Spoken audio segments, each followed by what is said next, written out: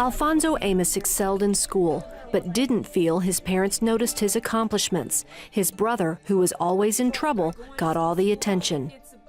I was a little jealous and envious of him because I'm trying to strive hard to get good grades at school, and it's like, man, nobody's watching me, nobody's paying me any attention. Eventually, Alfonso gave up and stopped trying, and his report cards showed it. Pretty much not caring about anything. I don't care really what my life turns out to be. All of this is worth nothing. His lack of motivation followed him into adulthood. And I just started to drink heavily. It kind of felt like it made the anger go away. I would just get that drunk that I wouldn't think about the situation with my brother. I wouldn't think about the situation with my parents and things like that. It suppressed the pain. Soon, Alfonso's friends convinced him marijuana would also help him feel better. They're like, you're always mad at something or you're always angry at something. Try this, it'll make you happier and it'll make you better. I sat around and just played video games, smoked weed. I tried being sober and not smoking all day, and it felt like I got angry. So it was like, I think I'm better high. I'm a better individual smoking weed than I am sober. One day, Alfonso and his friends got caught in a shootout between two drug dealers.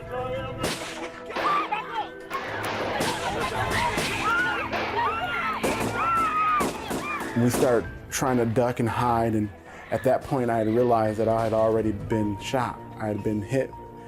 And I tried to tell the individuals in the car with me that I had gotten shot, and they didn't believe me.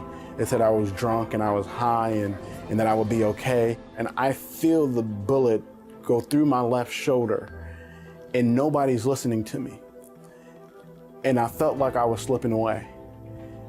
And the only thing that I grabbed hold of was what I remembered growing up. When you're in trouble, you pray. And they verbally heard me pray. And that's when they realized, oh, he's serious. We have to get him to the hospital. In the hospital, he remembers dreaming that he was walking with Jesus. And he took me to different places in my life where I should not have made it out of. I was born 2 months early, and the doctor said I wasn't gonna make it then. Then he took me to a place in elementary school where I was hit by a car, and the situation should have been a lot worse, and I shouldn't have made it then. And then he began to say, the hand of the Father was on me. Would I follow him? Would I trust him? When he woke up, he immediately asked for a pastor.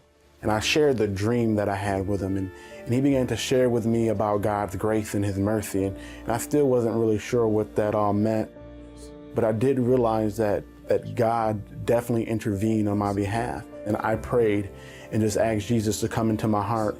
And it felt like Jesus was right there with me. That moment I opened my mouth and just began to just call and say, Lord, I need you. It just felt like all my burdens were being lifted up off of me at that moment. Alfonso made a full recovery and restored his relationship with his parents. He surrounded himself with new Christian friends and read his Bible every day. Today, he is a youth group camp director, helping young people make better choices than he did.